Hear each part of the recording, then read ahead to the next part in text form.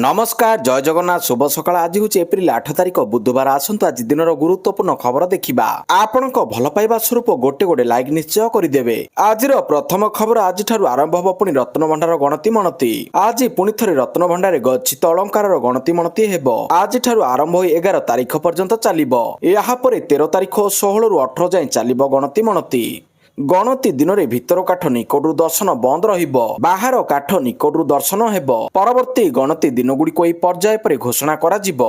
परवर्ती खबर राज्य सरकार जारी कले जरूरी निर्देश। स्कूल रे छात्री मागणा सानिटारी नैपकिन बंटन। ओडिशा सरकार तरफ स्कूल सानिटेशन और मासिक ऋतुस्राव को नहीं आल हाइजिन उपर जरूरी निर्देश जारी होईछि। छात्र छात्री सुरक्षित और समानतामूलक शिक्षा परिवेश सृष्टि करने लक्ष्य सरकार समस्त जिला कलेक्टर मानकु स्कूल रे आल हाइजिन व्यवस्था कड़ाकड़ी भाव लागू करने को निर्देश जारी करिसंती।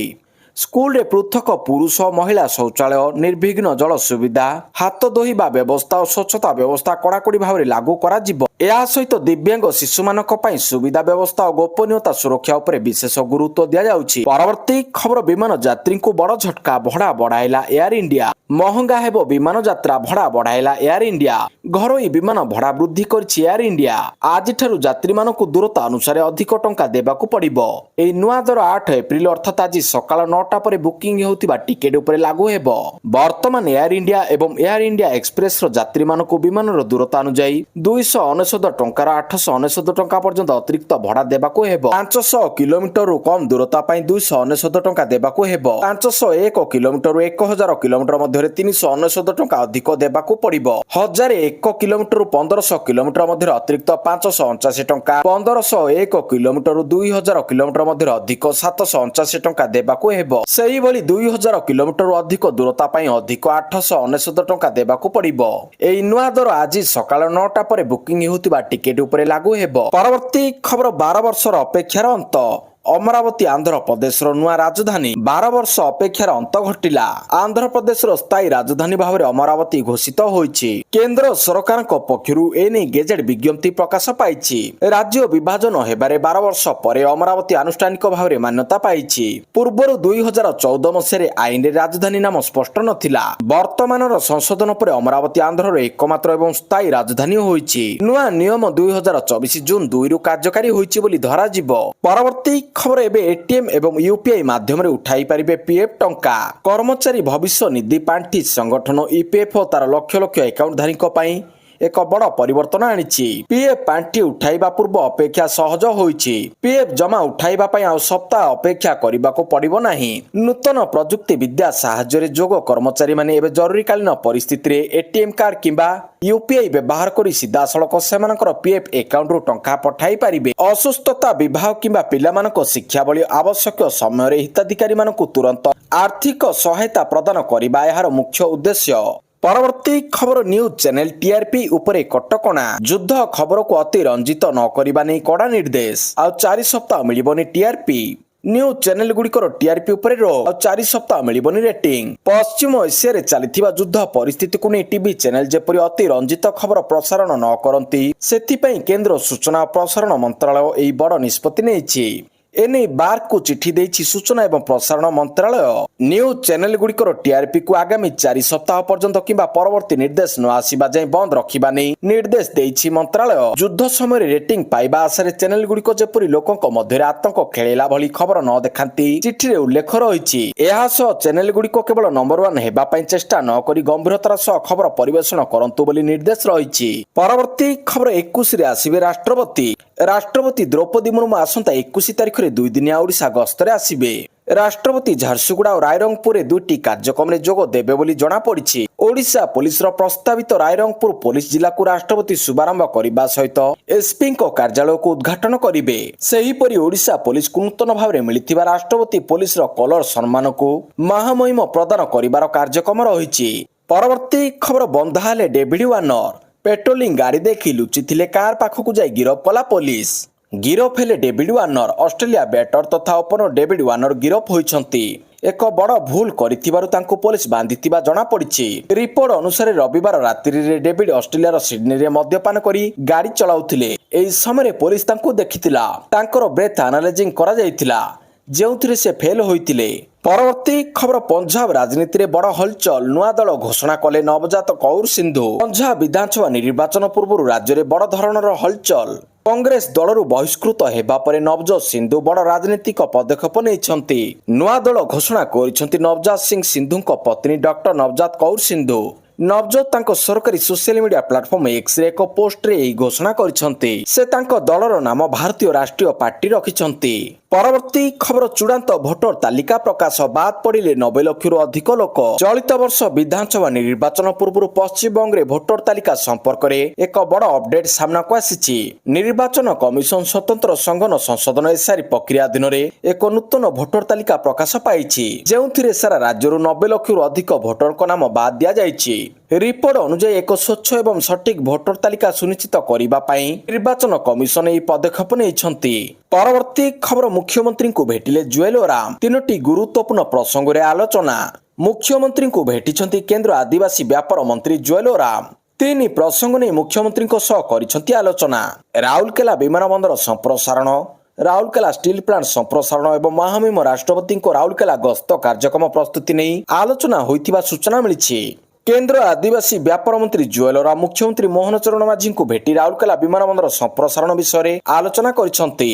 ପରବର୍ତ୍ତୀ ଖବର ଶ୍ରୀମନ୍ଦିର ଆଲୋକୀକରଣରେ ଖର୍ଚ୍ଚ ହେବ 18 କୋଟି ଟଙ୍କା। ବିନା ସ୍କ୍ରୁ ନଟ୍ ବୋଲ୍ଟରେ ଲାଗିବ ଲାଇଟ୍। 18 କୋଟି ଟଙ୍କା ଖର୍ଚ୍ଚରେ ହେବ ଶ୍ରୀମନ୍ଦିର ଆଲୋକୀକରଣ। ଲାଗିବ laser 3D mapping light. 1.5 kilometre ଦୂରରୁ ଝଲସିବ ଶ୍ରୀମନ୍ଦିର। ଶ୍ରୀମନ୍ଦିର ଗରିମା ବଜାୟ ରଖିବା ପାଇଁ କୌଣସି ରଙ୍ଗୀନ କି ଫ୍ଲାସ୍ ଲାଇଟ୍ ଲାଗିବ ନାହିଁ, କିନ୍ତୁ ଚାରିଦ୍ୱାର ଗର୍ଭଗୃହ, ଶିଖର, ନାଟ୍ୟ ମଣ୍ଡପ ଉପର, ଜଗମୋହନ ଉପର ସହ ମେଘନାଦ ପାଚେରୀ ଓ ଭିତର ବେଢା ସବୁ ଚମକିବ। ପରିକ୍ରମା ପ୍ରକଳ୍ପ ପରିସର ମଧ୍ୟ ଦୂରରୁ ଝଲସିବ। ପରବର୍ତ୍ତୀ ଖବର ଗାଁକୁ ଯିବେ ବିଜେପି ନେତା। ଗାଁକୁ ଯିବେ ବିଜେପି ନେତା। ଆସନ୍ତା 12 ତାରିଖ ପର୍ଯ୍ୟନ୍ତ ଗାଁରେ ଡେରା ପକାଇବେ। ଘରକୁ ଘର ବୁଲି ସରକାରର ସଫଳତା ବଖାଣିବେ। ଏଭଳି ସୂଚନା ଦେଇଛନ୍ତି ବିଜେପି ରାଜ୍ୟ ପ୍ରଭାରୀ ବିଜୟପାଲ ସିଂ ତୋମାର। ଶ୍ରୀ ତୋମାର କହିଛନ୍ତି ପଞ୍ଚାୟତ ନିର୍ବାଚନକୁ ନେଇ ଗାଁକୁ ଯିବ ବିଜେପି। ତୃଣମୂଳ ସ୍ତରରୁ ସଂଗଠନକୁ ମଜବୁତ କରିବା ପାଇଁ ଏହି ଅଭିଯାନ ଆରମ୍ଭ ହୋଇଛି। ବୁଥୁଆରୀ ଲୋକଙ୍କ ସହ ଯୋଡ଼ି ହେବ ବିଜେପି ବୋଲି ଶ୍ରୀ ତୋମାର କହିଛନ୍ତି। ପରବର୍ତ୍ତୀ ଖବର ବିପିୟୁଟିକୁ ମିଳିଲା India book of records O Asia book of records ପୁରସ୍କାର। ରାଉରକେଲାର ବୈଷୟିକ ବିଶ୍ୱବିଦ୍ୟାଳୟ ବିଜୁ ପଟ୍ଟନାୟକ ବୈଷୟିକ ବିଶ୍ୱବିଦ୍ୟାଳୟ ବିପିୟୁଟିକୁ ମିଳିଛି India book of records O Asia book of records ପୁରସ୍କାର। ଇଣ୍ଡିଆ ବୁକ୍ ଅଫ୍ ରେକର୍ଡସ ପକ୍ଷରୁ ସଞ୍ଜୟ ଭୋଲା ଏହି ସମ୍ମାନ ବିପିୟୁଟି କୁଳପତି ପ୍ରଫେସର ଡକ୍ଟର ଅମିୟ କୁମାର ରଥଙ୍କୁ ମାନ୍ୟଗଣ୍ୟ ଅତିଥିଙ୍କ ଉପସ୍ଥିତିରେ ଦେଇଛନ୍ତି। ପରବର୍ତ୍ତୀ ଖବର ଖଣି ଲିଜ୍ଧାରୀ ଶିଳ୍ପପତିଙ୍କ ସହ ମୁଖ୍ୟମନ୍ତ୍ରୀଙ୍କ ବୈଠକ। ସ୍ଥାନୀୟ ବାସିନ୍ଦାଙ୍କ ମୌଳିକ ଆବଶ୍ୟକତା ପ୍ରତି ଦୃଷ୍ଟି ଦେବାକୁ ନିର୍ଦ୍ଦେଶ। ରାଜ୍ୟରେ ଲୁହାପଥର ଉତ୍ପାଦନ ବୃଦ୍ଧି ପାଇଁ ମୁଖ୍ୟମନ୍ତ୍ରୀ ମୋହନ ଚରଣ ମାଝୀଙ୍କ ଅଧ୍ୟକ୍ଷତାରେ ମଙ୍ଗଳବାର ଖଣି ଲିଜ୍ଧାରୀ ଓ ଶିଳ୍ପପତିମାନଙ୍କ ସହ ଏକ ଉଚ୍ଚସ୍ତରୀୟ ବୈଠକ ଅନୁଷ୍ଠିତ ହୋଇଛି।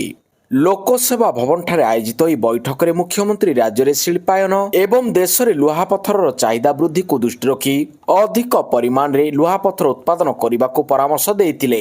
ଏଥିପାଇଁ ରାଜ୍ୟ ସରକାରଙ୍କ ପକ୍ଷରୁ ସମସ୍ତ ପ୍ରକାର ସହଯୋଗ ରହିଛି ବୋଲି ମୁଖ୍ୟମନ୍ତ୍ରୀ ଶିଳ୍ପପତି ଓ ଶିଳ୍ପ ପ୍ରତିନିଧିମାନଙ୍କୁ ଆଶ୍ୱାସନା ଦେଇଥିଲେ। ପରବର୍ତ୍ତୀ ଖବର 10 ତାରିଖରୁ ଟୋଲ ପ୍ଲାଜାରେ ବନ୍ଦ ହେବ ନଗଦ ଟଙ୍କା। ଫାସ୍ଟ୍ୟାଗ ଅନିବାର୍ଯ୍ୟ। ଦେଶର ସମସ୍ତ ଟୋଲ ପ୍ଲାଜାରେ ଆଉ ନଗଦ ଟଙ୍କା କାରବାର ଚଳିବ ନାହିଁ।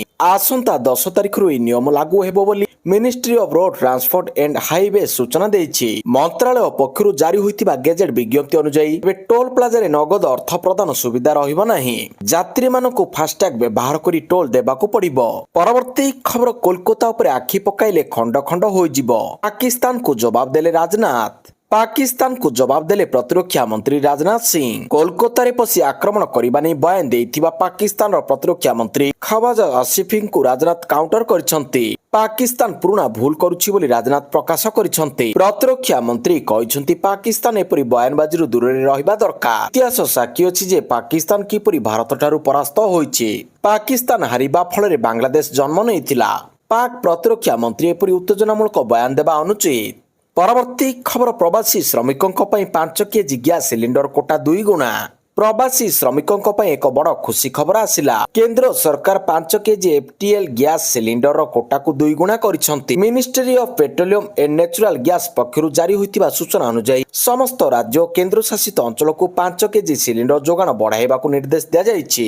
ଏହି ସୁବିଧା କେବଳ ପ୍ରବାସୀ ଶ୍ରମିକଙ୍କ ପାଇଁ ଉପଲବ୍ଧ ରହିବ। ଦୈନିକ ଯୋଗାଣକୁ ଦୁଇଗୁଣା କରାଯାଇଥିବାରୁ ଏବେ ଶ୍ରମିକମାନେ ସହଜରେ ଓ ପର୍ଯ୍ୟାପ୍ତ ପରିମାଣରେ ରନ୍ଧନ ଗ୍ୟାସ୍ ପାଇପାରିବେ। ପରବର୍ତ୍ତୀ ଖବର, ଦେଶରେ ବିଜୁଳି ସଙ୍କଟ ନାହିଁ। ମଧ୍ୟପ୍ରାଚ୍ୟ ଯୁଦ୍ଧ ଯୋଗୁଁ ସମଗ୍ର ବିଶ୍ୱ ପ୍ରଭାବିତ ହୋଇଛି। ସାରା ବିଶ୍ୱ ଡିଜେଲ, ପେଟ୍ରୋଲ ଓ ଗ୍ୟାସର ସଙ୍କଟକୁ ସାମ୍ନା କରୁଛି। ଆମ ଦେଶ ଆତ୍ମନିର୍ଭର ଦିଗରେ ବହୁ ପୂର୍ବରୁ କାମ ଆରମ୍ଭ କରିଦେଇଛି। ପ୍ରଧାନମନ୍ତ୍ରୀ ନରେନ୍ଦ୍ର ମୋଦି ଆତ୍ମନିର୍ଭର ଉପରେ ପ୍ରାଧାନ୍ୟ ଦେଇଛନ୍ତି। ତେଣୁ ବର୍ତ୍ତମାନ ଆମ ଦେଶ ଏକ ମଜବୁତ ସ୍ଥିତିରେ ଅଛି ବୋଲି ବିଶିଷ୍ଟ ଶିଳ୍ପପତି ନବୀନ ଜିନ୍ଦଲ କହିଛନ୍ତି। ବହୁତ ଦେଶରେ ବିଜୁଳି ସଙ୍କଟ ଦେଖାଦେଇଥିବା ବେଳେ ଆମ ଦେଶରେ ତାହା ନାହିଁ। କୋଇଲାରୁ ବିଜୁଳି ଉତ୍ପନ୍ନ ହେଉଛି, ତେଣୁ ସେଥିରେ ଆମେ ଆତ୍ମନିର୍ଭରଶୀଳ। ଶିଳ୍ପ କ୍ଷେତ୍ରରେ କିଛି ଦିନ ଗ୍ୟାସ୍ ଅଭାବ ଦେଖାଦେଇଥିଲା, ବର୍ତ୍ତମାନ ତାହା ମଧ୍ୟ ଆଉ ନାହିଁ। ପରବର୍ତ୍ତୀ ଖବର, 14 ମିଲିୟନ ଲୋକେ ଯୁଦ୍ଧରେ ମରିବାକୁ ପ୍ରସ୍ତୁତ, କହିଲେ ପେଜେସ୍କିଆନ୍। ଯୁଦ୍ଧ ବନ୍ଦର ସବୁ ଆଶା ପୂର୍ଣ୍ଣଚ୍ଛେଦ ଟାଣିଛି ଇରାନ। ଆମେରିକା ସହ ଚାଲିଥିବା ସମସ୍ତ କୂଟନୈତିକ ପରୋକ୍ଷ ଯୋଗାଯୋଗକୁ ଇରାନ ବିଧିବଦ୍ଧ ଭାବରେ ଛିନ୍ନ କରିଦେଇଛି। ଏକାଧିକ ରାଷ୍ଟ୍ର ମଧ୍ୟସ୍ଥି ସାଜି ବିବାଦର ସମାଧାନ କରିବାକୁ ଚାହିଁଥିଲେ ମଧ୍ୟ ଆମେରିକାର କୌଣସି ସର୍ତ୍ତରେ ଇରାନ ରାଜି ହେବ ନାହିଁ ବୋଲି ରୋକଠୋକ ଶୁଣାଇ ଦେଇଛି। ଷ୍ଟ୍ରେଟ୍ ଅଫ୍ ହର୍ମୁଜ ଖୋଲିବାକୁ ଆମେରିକା ରାଷ୍ଟ୍ରପତି ଡୋନାଲ୍ଡ ଟ୍ରମ୍ପ ଇରାନ ଆଗରେ ରଖିଥିବା କଣ୍ଟ ଆଉ କିଛି ଘଣ୍ଟା ପରେ ପୂରା ହେବ। ପରବର୍ତ୍ତୀ ଖବର, 4 ଦିନିଆ ନନ୍ଦନକାନନ ଗସ୍ତରେ କେନ୍ଦ୍ରୀୟ ଚିଡ଼ିଆଖାନା କର୍ତ୍ତୃପକ୍ଷଙ୍କ ଟିମ୍। ପ୍ରାଣୀ ଉଦ୍ୟାନ ନନ୍ଦନକାନନକୁ 4 ଦିନିଆ ଗସ୍ତରେ ଆସି ପହଞ୍ଚିଛନ୍ତି କେନ୍ଦ୍ରୀୟ ଚିଡ଼ିଆଖାନା କର୍ତ୍ତୃପକ୍ଷଙ୍କ CZA 2 ଜଣିଆ ଦଳ। 2 ଜଣ ହେଉଛନ୍ତି ଜଣେ ଅବସରପ୍ରାପ୍ତ ଭେଟେନାରୀ ଅଫିସର ଡକ୍ଟର ଜାକର ଆଲେକଜାଣ୍ଡର ଏବଂ ଅନ୍ୟ ଜଣେ ଅବସରପ୍ରାପ୍ତ PCF କଣ୍ଡଲ ରାଓ। ମଙ୍ଗଳବାର ଏହି ଦଳ ନନ୍ଦନକାନନରେ ପହଞ୍ଚିବା ପରେ ନନ୍ଦନକାନନ କର୍ତ୍ତୃପକ୍ଷ ତାଙ୍କୁ ସ୍ୱାଗତ କରିଥିଲେ। ଏହାପରେ ଏହି ଦଳ ନନ୍ଦନକାନନର ବିଭିନ୍ନ ଖୁଆଡ଼ମାଳ ବୁଲି ଦେଖିଥିଲେ। 4 ଦିନ ଧରି ବିଭିନ୍ନ ଦିଗ ଉପରେ ଅନୁଧ୍ୟାନ କରିବେ। ପରବର୍ତ୍ତୀ ଖବର, ଗୋଦାବରୀଶ ମିଶ୍ର ଆଦର୍ଶ ବିଦ୍ୟାଳୟ କଳେବର ସମ୍ବନ୍ଧରେ ମୁଖ୍ୟମନ୍ତ୍ରୀଙ୍କ ବୈଠକ। ଆବଶ୍ୟକତାକୁ ଦୃଷ୍ଟି ରଖି ବିଦ୍ୟାଳୟମାନଙ୍କ ପାଇଁ ଅଧିକ ଜମି ଅଧିଗ୍ରହଣ କରାଯିବ, କହିଲେ ମୁଖ୍ୟମନ୍ତ୍ରୀ। ଲୋକପ୍ରିୟ ମୁଖ୍ୟମନ୍ତ୍ରୀ ଶ୍ରୀ ମୋହନ ଚରଣ ମାଝୀଙ୍କ ମାନସ ସନ୍ତାନ ବୋଲାଉଥିବା ଗୋଦାବରୀଶ ମିଶ୍ର ଆଦର୍ଶ ପ୍ରାଥମିକ ବିଦ୍ୟାଳୟ ପ୍ରକଳ୍ପ କଳେବର ସମ୍ପର୍କରେ ଲୋକସେବା ଭବନଠାରେ ଏକ ବୈଠକ ଅନୁଷ୍ଠିତ ହୋଇଯାଇଛି। ବିଦ୍ୟାଳୟ ପାଇଁ ଜାଗା ନିରୂପଣ, ବିଦ୍ୟାଳୟ ବିଲ୍ଡିଂର ଢାଞ୍ଚା ସମେତ ଖେଳ ପଡ଼ିଆ ନିର୍ମାଣ, ମଲ୍ଟିପର୍ପଜ ହଲ୍ ନିର୍ମାଣ ବିଷୟରେ ବୈଠକରେ ଆଲୋଚନା ହୋଇଥିଲା। ଆବଶ୍ୟକତାକୁ ଦୃଷ୍ଟି ରଖି ବିଦ୍ୟାଳୟମାନଙ୍କ ପାଇଁ ଅଧିକ ଜମି ଅଧିଗ୍ରହଣ କରାଯିବ ବୋଲି ମୁଖ୍ୟମନ୍ତ୍ରୀ ବୈଠକରେ କହିଛନ୍ତି। ଉକ୍ତ ବୈଠକରେ ମୁଖ୍ୟ ଶାସନ ସଚିବ ଶ୍ରୀମତୀ ଅନୁ ଗର୍ଗ, ଅତିରିକ୍ତ ମୁଖ୍ୟ ଶାସନ ସଚିବ ଶ୍ରୀ ଶାଶ୍ୱତ ମିଶ୍ର, ଅର୍ଥ ବିଭାଗର ପ୍ରମୁଖ ଶାସନ ସଚିବ ଶ୍ରୀ ସଞ୍ଜୀବ ମିଶ୍ର, ବିଦ୍ୟାଳୟ ଓ ଗଣଶିକ୍ଷା ବିଭାଗ କମିଶନର ତଥା ଶାସନ ସଚିବ ଡକ୍ଟର N ତିରୁମାଲା ନାୟକ, ମୁଖ୍ୟମନ୍ତ୍ରୀଙ୍କ ଅତିରିକ୍ତ ଶାସନ ସଚିବ ଶ୍ରୀ ଅନୁପମ ଶାହା ଓ ସେପା ନିର୍ଦ୍ଦେଶିକା ଶ୍ରୀମତୀ ଅନନ୍ୟା ଦାସ ପ୍ରମୁଖ ଉପସ୍ଥିତ ଥିଲେ। ପରବର୍ତ୍ତୀ ଖବର, ମନ୍ତ୍ରୀ ପୃଥ୍ୱୀରାଜ ହରିଚନ୍ଦନଙ୍କ ଦ୍ୱାରା ଓଡ଼ିଶା ରାଜ୍ୟ ଆଇନ ଆୟୋଗଙ୍କ ବାର୍ଷିକ ରିପୋର୍ଟ ଓ ନୂତନ ୱେବସାଇଟ୍ ଉନ୍ମୋଚିତ। ରାଜ୍ୟ ସରକାର ଯେଉଁ ଲକ୍ଷ୍ୟ ଆଭିମୁଖ୍ୟ ନେଇ ଓଡ଼ିଶା ରାଜ୍ୟ ଆଇନ ଆୟୋଗ ଗଠନ ପରିକଳ୍ପନା କରିଥିଲେ, ତାହାର ଏକ ବର୍ଷ ପୂର୍ତ୍ତି ସହ ରାଜ୍ୟ ଇତିହାସରେ ଏକ ଗୁରୁତ୍ୱପୂର୍ଣ୍ଣ ଅଧ୍ୟାୟ ଭାବରେ ଲିପିବଦ୍ଧ ହୋଇ ରହିବ। ମଙ୍ଗଳବାର ଆଇନ ଆୟୋଗ ଗଠନର 1 ବର୍ଷ ପୂର୍ତ୍ତି ଅବସରରେ ଆୟୋଜିତ ଉତ୍ସବରେ ଯୋଗଦେଇ ଆଇନ ପୂର୍ତ୍ତ ଅବକାରୀ ମନ୍ତ୍ରୀ ଶ୍ରୀ ପୃଥ୍ୱୀରାଜ ହରିଚନ୍ଦନ କହିଛନ୍ତି, ଦେଶ ସ୍ୱାଧୀନତାକୁ ଅନେକ ବର୍ଷ ବିତିଥିଲେ ମଧ୍ୟ ଅନେକ ଅଦରକାରୀ ଆଇନ ଏବେ ମଧ୍ୟ ବଳବତ୍ତର ରହିଛି। ପରବର୍ତ୍ତୀ ଖବର, ଆସାମ, କେରଳ ଓ ପଡୁଚେରୀରେ ପ୍ରଚାର ଶେଷ। ଗୁରୁବାର ଦିନ ଗୋଟିଏ ପର୍ଯ୍ୟାୟରେ ମତଦାନ। ଆସାମ, କେରଳ ଓ ପଡୁଚେରୀ ବିଧାନସଭା ନିର୍ବାଚନ ପାଇଁ ମଙ୍ଗଳବାର ଅପରାହ୍ନ 5ଟାରେ ପ୍ରଚାର ଶେଷ ହୋଇଛି। ଭାରତୀୟ ନିର୍ବାଚନ ଆୟୋଗ ECI ଘୋଷଣା କରିଛନ୍ତି ଯେ ଏପ୍ରିଲ 7 ତାରିଖ ମଙ୍ଗଳବାର ସନ୍ଧ୍ୟା 5ଟାରୁ ରାଜ୍ୟରେ ସାଇଲେଣ୍ଟ ପିରିୟଡ ବା ନୀରବ ଅବଧି ଲାଗୁ ହେବ। ମତଦାନ ଶେଷ ହେବାର ଠିକ୍ 48 ଘଣ୍ଟା ପୂର୍ବରୁ ଏହି କଟକଣା ଆରମ୍ଭ ହେବାକୁ ଯାଉଛି। ଏହି ସମୟ ମଧ୍ୟରେ ରାଜନୈତିକ ଦଳ ଏବଂ ପ୍ରାର୍ଥୀମାନେ କ'ଣ କରିପାରିବେ ଏବଂ କ'ଣ କରିପାରିବେ ନାହିଁ, ସେ ନେଇ ଆୟୋଗ ପକ୍ଷରୁ ସ୍ପଷ୍ଟ ଗାଇଡଲାଇନ ଜାରି କରାଯାଇଛି। ଆସାମରେ 126 ବିଧାନସଭା ଆସନ ଥିବାବେଳେ ବିଭିନ୍ନ ଦଳରୁ 722 ଜଣ ପ୍ରାର୍ଥୀ ଅଛନ୍ତି। କେରଳରେ 140 ବିଧାନସଭା ଆସନରେ ଆସନ୍ତା ଗୁରୁବାର ନିର୍ବାଚନ ପାଇଁ ପ୍ରଚାର ଶେଷ ହୋଇଛି। ଏଠାରେ ବିଭିନ୍ନ ଦଳର ମୋଟ 890 ଜଣ ପ୍ରାର୍ଥୀ ଶେଷ ଦିନରେ ଜୋରଦାର ପ୍ରଚାର କରିଛନ୍ତି। ପରବର୍ତ୍ତୀ ଖବର, ଅକ୍ଷୟ ତୃତୀୟା ନୀତି ନିର୍ଘଣ୍ଟ ଚୂଡ଼ାନ୍ତ। ଛତିଶା ନିଯୋଗ ବୈଠକରେ ଅକ୍ଷୟ ତୃତୀୟା ପାଇଁ ନୀତି ନିର୍ଘଣ୍ଟ ଚୂଡ଼ାନ୍ତ। ଅକ୍ଷୟ ତୃତୀୟା ଦିନ ଅପରାହ୍ନ 3ଟାରେ ଦ୍ୱାଦଶ ଯାତ୍ରା ଓ ନକ୍ଷତ୍ର ବନ୍ଦାପନା, ଅପରାହ୍ନ 3:30ରେ ଦିଅଁ ବିଜେ, 4ଟାରେ ରଥ ଆଜ୍ଞାମାଳ ବିଜେ, ରାତି 10ଟାରେ ଚନ୍ଦନ ଠାକୁର ବାହୁଡା ବିଜେ ନେଇ ନୀତି ନିର୍ଘଣ୍ଟ ଚୂଡ଼ାନ୍ତ।